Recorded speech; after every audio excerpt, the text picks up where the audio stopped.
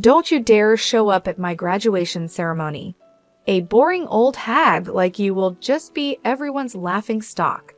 It's my big day, so absolutely do not come." Hearing those words from Kelly made my head spin. It was clear she didn't see me as family. To her, I was just an embarrassment. "Hey, old hag, where are you now?" The moment I pressed the call button, Kelly's shrill voice pierced my ears. She sounded rushed and full of impatience, almost panicked. "You can't just leave a silly note like that and think it's okay. Where are you now? Come back home now." I could hear Jake's voice too. Both of them were freaking out. "My name is Lisa. I'm a 41-year-old housewife. I've been juggling a part-time job at the local real estate office while raising my daughter Kelly and doing housework for over a decade. I married my husband Jake 13 years ago.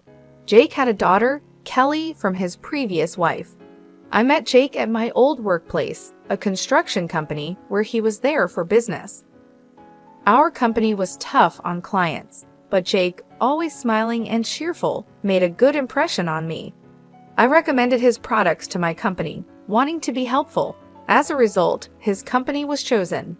That connection led us to go out for meals several times, and we got deeply involved. He proposed, and I happily accepted, quitting my job to prepare for the wedding. Just before the wedding, Jake revealed that he was living alone with his 5-year-old daughter.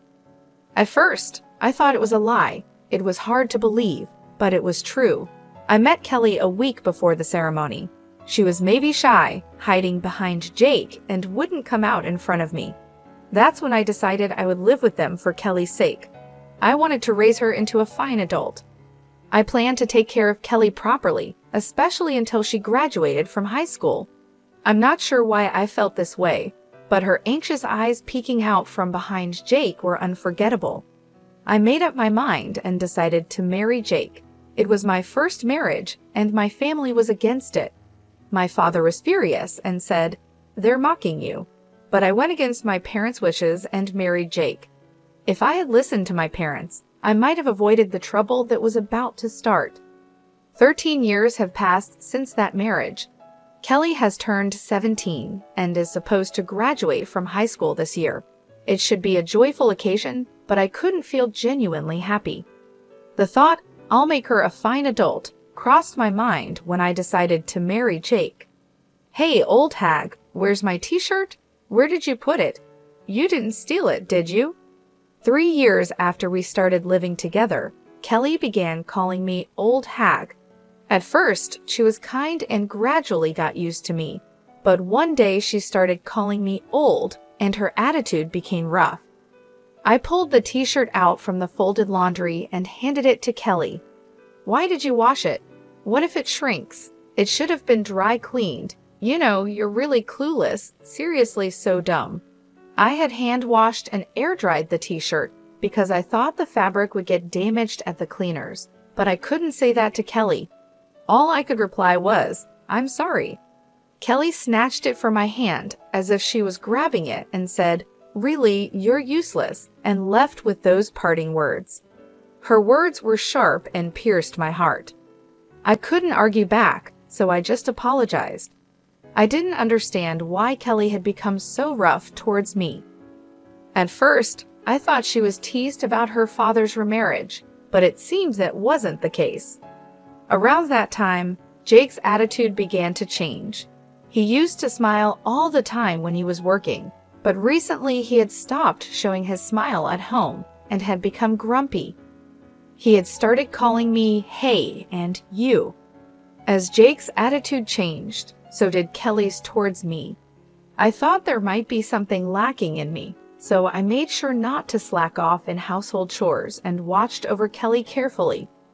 I wanted Kelly to grow up to be a respectable adult, but instead, her attitude got worse every day. She called me old hag all the time, and I never heard a thank you from her anymore. It was strange because at parent-teacher conferences, her behavior in class was normal, with no signs of roughness. Jake also talked normally with her and sometimes even smiled. This terrible attitude was only directed at me, which hurt my heart even more. I couldn't talk to Jake about it because he had become distant and completely different from before. I had no one to talk to and felt very alone. Living with a heavy and dark weight on my heart, I was becoming isolated in my own home. Since middle school, Kelly had stopped telling me about school and Jake attended the events. I had to learn about school events from neighbors. Jake and Kelly seemed to get along well, often going out together. I wanted to be treated as family by them too, and had hoped we could live together happily. It was unbearably painful that it wasn't happening, and Jake's attitude was getting worse. "There's dust on the stairs. Clean it up. You're a stay-at-home wife, aren't you? We're running out of toilet paper. Are you even cleaning the bathroom? You really are so clumsy." These were the kinds of things Jake frequently said to me. When we first got married, we each had our roles in household chores. Jake used to do housework while living with Kelly. At first, he was happy that we could share the chores. Now, I'm doing all the household chores. Jake once said that it's ridiculous for a stay-at-home wife to do all the housework. Kelly was an easy child to raise, but somehow that made me feel worse. When I tried to discuss it with Jake, he dismissed it with, "You're not trying hard enough."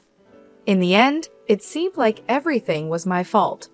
The more I tried to talk to Jake, the more a heavy fog clouded my heart. He would nitpick my every small mistake in housework relentlessly. "Can't you even clean properly? Haven't you learned anything all these years? Do you lack learning ability?" Jake looked down on me with disdain. All I could do was apologize. "I'm sorry. I'll try my hardest. Please forgive me." Jake sighed heavily, clearly exasperated. "Even if you try your hardest, you won't be able to do it. That's why you get scolded. Always saying you'll do it, but you've never managed it, have you?" His words continued to chip away at my heart. As time passed, my heart grew weary, and Kelly turned 18. I was curious about Kelly's future plans, but she wouldn't tell me, and Jake wouldn't talk to me about it either. By this time, I had stopped talking to Jake and Kelly unless absolutely necessary. I overheard Kelly and Jake discussing her plans after graduation. I wanted to know, so I stopped and listened. It's settled. I got into college on a recommendation, and I even got a scholarship. "It's all thanks to you, Dad. Thank you." I could hear Kelly's happy voice. She would never speak to me in such a tone. "Good for you. It's the result of your efforts." It was worth pushing all the housework onto the clumsy maid. What an awful thing to say. He must be talking about me. Yeah, it was a good outlet for stress too. I could hear their contemptuous laughter. I quietly left the spot and hid in the bathroom. It was the only place I could be alone. I crouched in the bathroom, held my head and cried. To think that Jake and Kelly thought of me in such a way. I had endured for the past 12 years. No matter how much my spirit was about to break, I kept being Kelly's mother and Jake's wife. Even when I felt I was at my limit, I forced myself to keep going. There were times when I felt I couldn't get up, but I made myself get up, make lunch, prepare breakfast, and do the laundry and cleaning. If I were honest, I would have preferred to just lie down, but doing so would surely make me no longer needed by Jake and Kelly. That fear kept me going. I spent my days exhausted.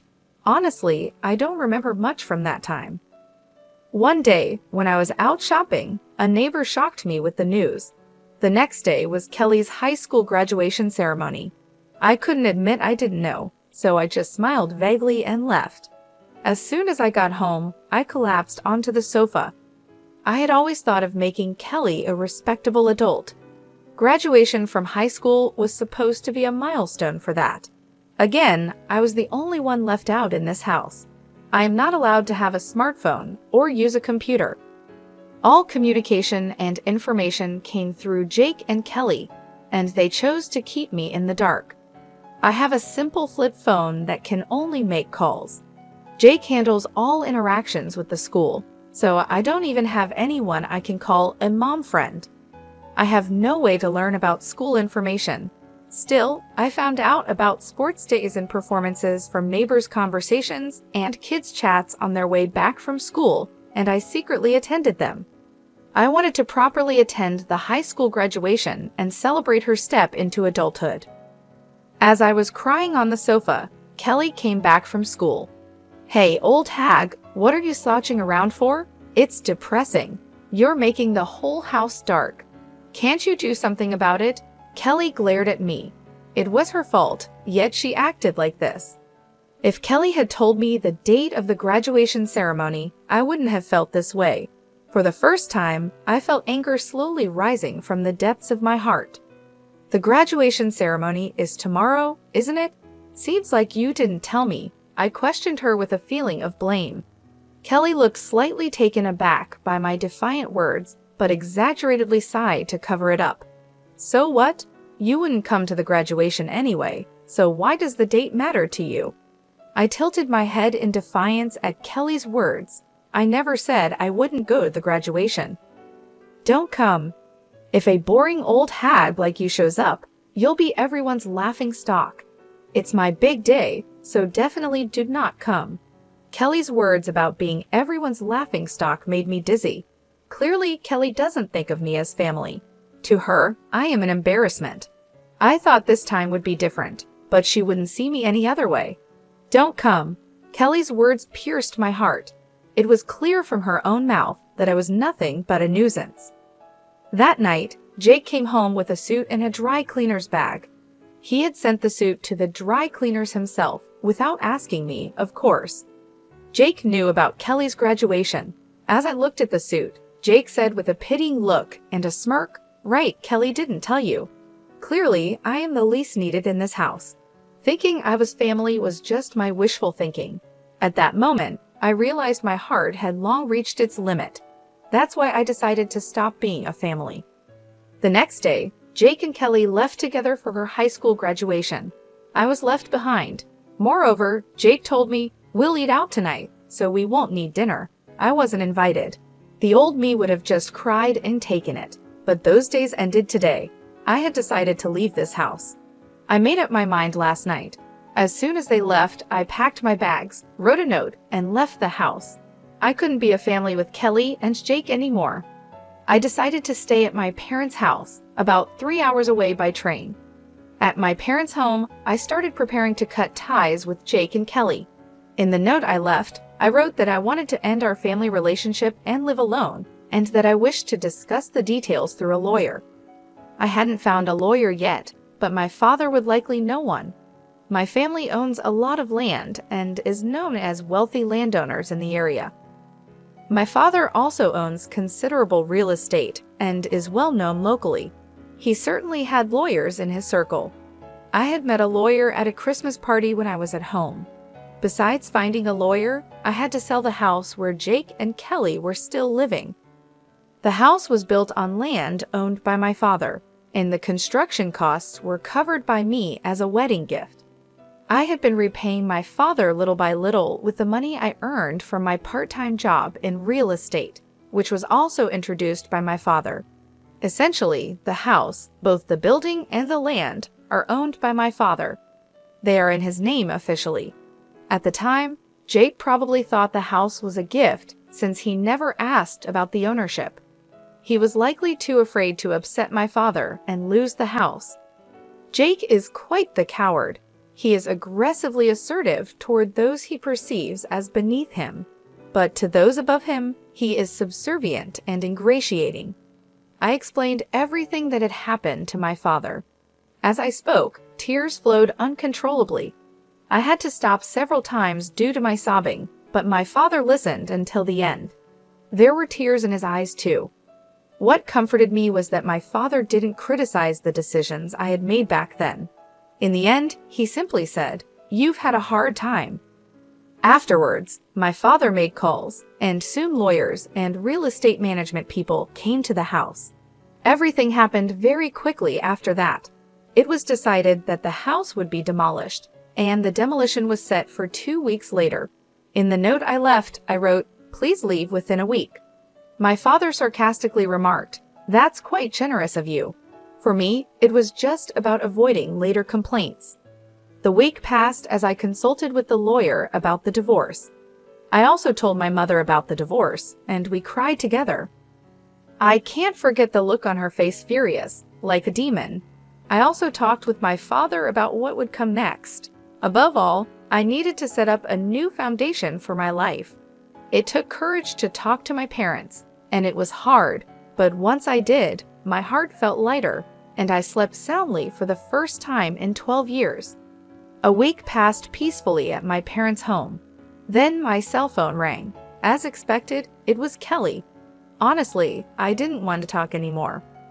Remembering how Kelly had treated me all this time, a dark feeling spread through my heart. I decided to ignore the call, but the calls didn't stop. Jake also started calling repeatedly. They were probably calling about the note I left, and maybe the demolition crew had also contacted them. For 12 years, Jake and Kelly had called me old hag and treated me like a servant. The way they treated me was not how family should treat each other. The thought of dealing with them again made my skin crawl, but leaving things as they were wasn't right either. I couldn't move forward without settling the past. If I ran away now and left things unfinished, I wouldn't feel at peace. After the way they treated me, it was time for Jake and Kelly to face the consequences. I braced myself and answered the phone. "Hey, old hag, where are you now?" As soon as I pressed the call button, Kelly's shrill voice pierced my ears. Her tone was rushed, full of impatience and panic. "Leaving a ridiculous note like that, you think that's forgivable? Where are you now? Come back right now." I could hear Jake's voice as well. Both of them were in a complete panic. I imagined Kelly coming home from graduation, finding that this servant-like woman who used to relieve their stress was gone. Moreover, there was a note saying divorce and leave the house. Even Kelly would panic in such a situation, especially on the day of her graduation ceremony. I couldn't help but let out a chuckle at how flustered Kelly was. Who is this?" Kelly seemed surprised by my response and stumbled over her words. I hung up the phone. Afterwards, I called the real estate management company to check when the demolition was starting. It was scheduled for tomorrow as planned, and Jake had already been notified. I asked to postpone the demolition to the day after tomorrow and requested that Jake be informed of the one-day delay. The one-day reprieve was granted. Jake would probably come here then. I was ready to deliver a heavy blow to Jake and Kelly. There were dozens of calls from them, but I ignored them all. The next day, around noon, I heard the doorbell and knocking. It must be Jake and Kelly. They probably wanted to come earlier, but the poor train connections made it take a long time. Jake and Kelly were panting heavily, looking really anxious. I had arranged for my parents to stay out of sight, so it looked like I was the only one home. I showed Jake and Kelly into the living room. Jake entered the house hesitantly, intimidated by my father, who is a wealthy and well-known figure in town with a commanding presence. Jake probably sees himself as beneath my father. On the other hand, Kelly wasn't intimidated at all. She seemed determined to confront me and take me back. Kelly slumped into a chair in the living room, crossing her legs and arms, silently motioning for me to sit opposite her. I prepared tea slowly and calmly before sitting across from her. Growing impatient, Kelly started to speak. "What the heck is all this about?" Jake, who was sitting next to me, placed the note I had left on the table. I just stared silently into Kelly's eyes without any reaction.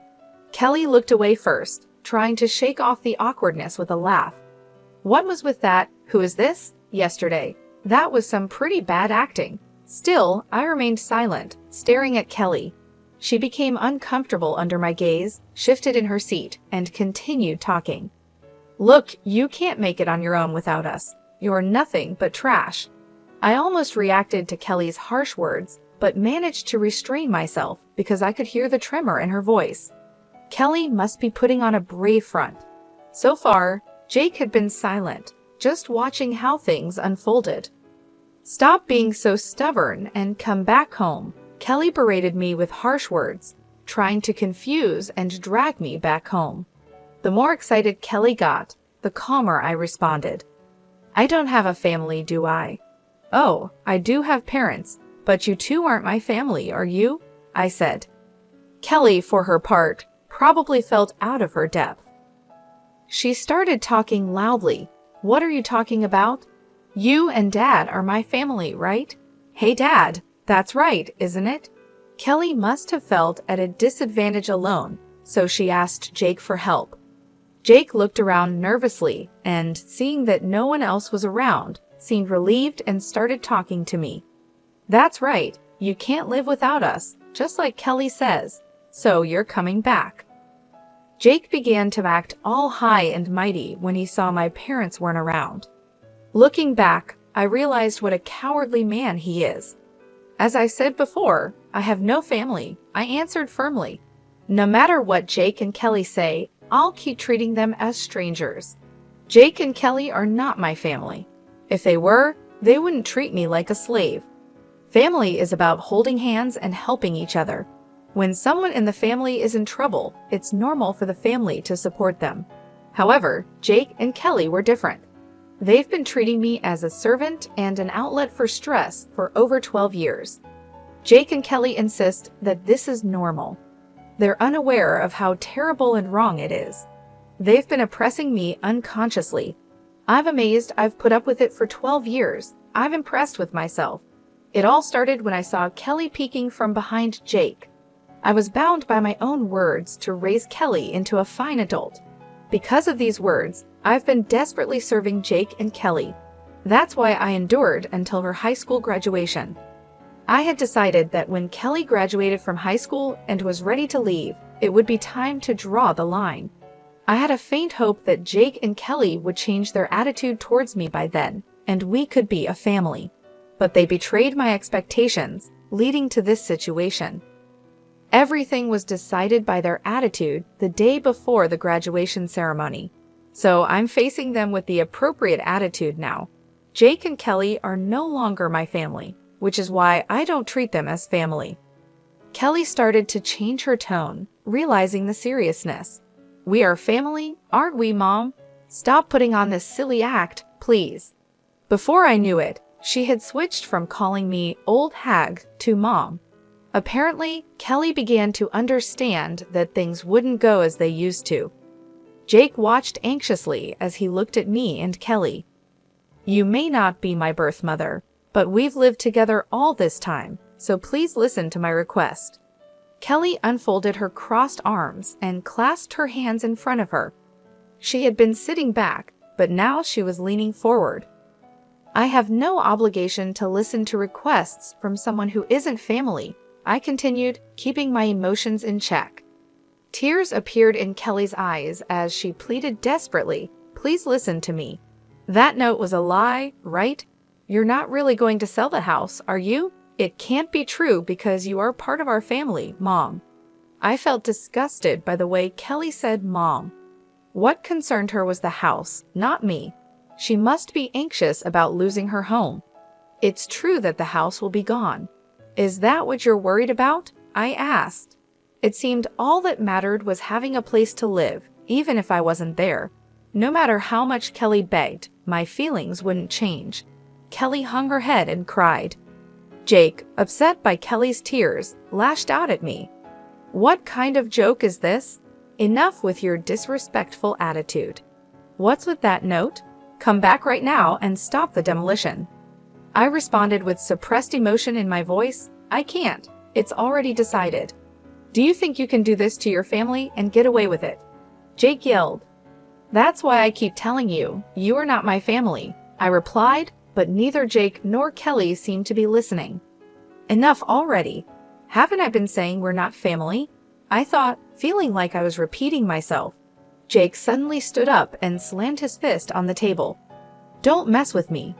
I was shocked but kept my emotions in check. "Who's messing around? You haven't treated me as family for 12 years, and now you can't suddenly act like it.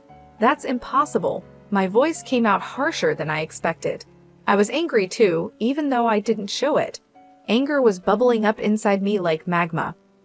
I couldn't forgive Jake and Kelly's incredibly selfish actions. They trampled on my 12 years of suffering and efforts to become a family with them. They rejected, mocked, and exploited me extensively. I was left out, feeling lonely and in pain. I had wished countless times to be treated as family, but my wish was never fulfilled. It took me 12 years to give up. I continued to strive to build a relationship as Kelly's mother, as family, but it ended like this. A self-mocking smile appeared on my face. Seeing my dry smile, Jake and Kelly stared at me in shock. Jake seemed to lose strength and slumped down into his chair. These two never understood my feelings and tried to exploit me until the very end. I cared for Jake and Kelly, but they never cared for me. No matter how much I cherished them, they never cherished me. And now, when they're in trouble, they try to use me, claiming we're family, something they never believed in. It's too convenient. I feel not just a headache, but even nausea. Why did I put up with these people for 12 years? Looking back, it's strange, but it's pointless now. There's no future for the three of us together anymore. All I can do is make Jake and Kelly acknowledge their guilt and make amends. I no longer expect anything from Kelly or Jake, nor do I trust them. Jake stood up and apologized deeply. I'm sorry, please come back, I'm begging you. No matter how he apologizes, it doesn't resonate with me at all. I won't reach out to help, and I definitely don't think about living together. Enough already. I'm not your family anymore. I'm a stranger to you. Kelly also began to apologize deeply. I'm sorry, please forgive me. We're family, so I want to go back home together. I'm appalled by her selfish way of speaking.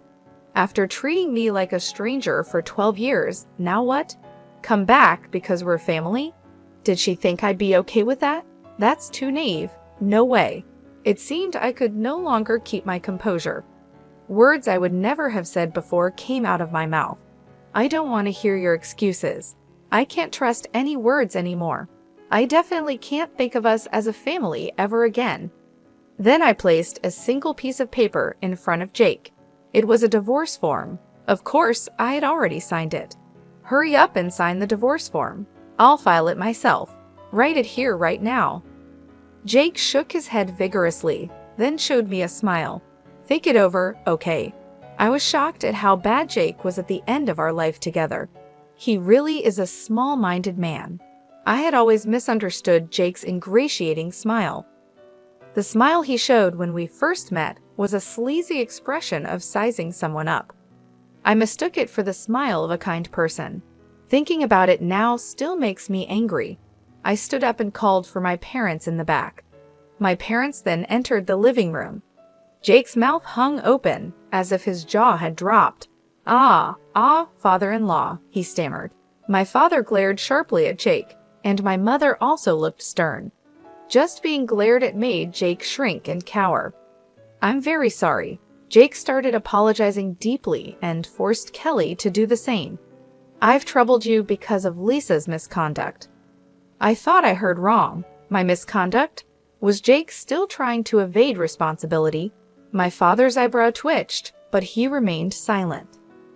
Lisa, well, she left home on her own, so I was just trying to persuade her to come back, right, Kelly? Jake urged Kelly to agree with his ridiculous story. Lisa's misconduct. Don't joke with me. My father's loud voice echoed through the house, making the windows rattle. Jake and Kelly gasped quietly. My father stood in front of Jake, meeting his gaze. How can you say Lisa was being selfish? You only think of yourself. You really are a petty man. Then he turned to Kelly. You've done some terrible things too, Kelly. What did you think of Lisa? You did it again. My father's loud voice reverberated throughout the room. Kelly must have been really scared. Her body was trembling. My father stood towering over them with a stern look. Kelly, you've been causing problems at school too. I've looked into it. Using my father's connections, we hired a private investigator, and it turns out Kelly had been extorting money from a girl at school. The victim was too scared to confide in anyone, but my father arranged for her to file a criminal complaint. Kelly, with wide eyes, exclaimed, "She ratted me out, didn't she?" I felt like I had seen Kelly's true nature. She hadn't reflected at all. She was only thinking about getting through this situation. And you, Jake, you've been embezzling money from the company. This too was revealed by the private investigator. Jake had been making fake business trips.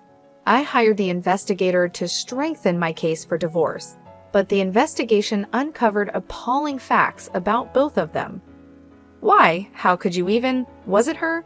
Jake reacted just like Kelly, showing no remorse at all. They were so bad at accepting their fate. Neither of them would escape punishment from me. They would face societal sanctions too. Then my mother spoke up. All right, the discussion is over. Sign the divorce papers and leave this house immediately. Jake, sobbing and muttering "no, no," gave up when my father handed him the pen. He sat down and signed the divorce papers. I glanced at the clock. It was almost 8:00 p.m., and the last train was at 8:25 p.m. If they missed it, there would be no trains until tomorrow morning. In this small town, there were no other means of transportation. If they didn't catch the last train, Jake and Kelly would miss the demolition scheduled for tomorrow. They probably hadn't packed their bags, thinking they could persuade me. While I was hesitating whether to tell them, Kelly suddenly said something unbelievable with a sulky attitude. "But this divorce was initiated by you, right, Mom? Dad, you should get alimony." Kelly must have been desperate after being exposed. My parents looked shocked. "That's impossible. What you two have done is outright domestic abuse and a crime," I said. Kelly, momentarily taken aback, retorted defiantly, "Show the evidence then." I placed a notebook on the table. "This is a diary I've been keeping since we got married." Kelly glared at me with a mocking look. "You don't even have a smartphone or computer. What kind of evidence could you possibly have?" "You seem not to know that a diary can be substantial evidence. It's not just videos, audio, and pictures that count as proof," I explained. Kelly looked dumbfounded. Yes, our lawyer agreed too. This diary is valid evidence. Jake and Kelly finally hung their heads in resignation. I exaggeratedly checked my wristwatch. "The last train has already left. I guess you can't get back home tonight." Mother also looked on with a smug face at Jake and Kelly. "That's right. There are no taxis around here either. I wonder if there's even a decent hotel nearby.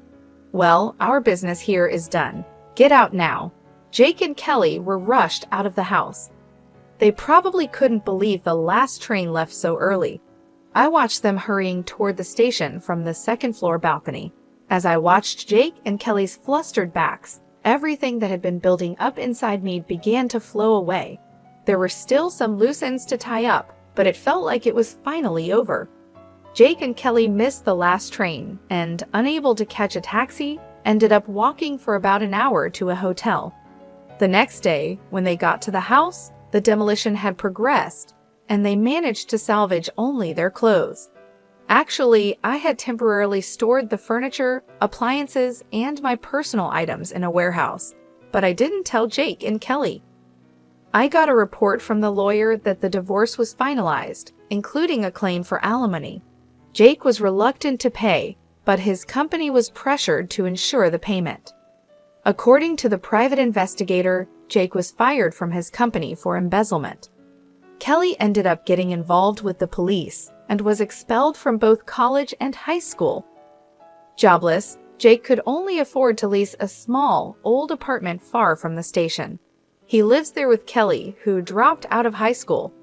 Kelly blames everything on Jake, and Jake criticizes Kelly at every opportunity, leading to endless arguments between them, as reported by the private investigator. I was considering what to do next after quitting my part-time job at a real estate agency. Then my father suggested I help with the family business, and I got a job managing his resort real estate company. Living in a resort area is quite different from city life, but being surrounded by nature is a refreshing change. I've also started keeping a dog, so living alone isn't lonely. Right now, this dog is all the family I need. I think I'll just live a relaxed life with my dog from now on.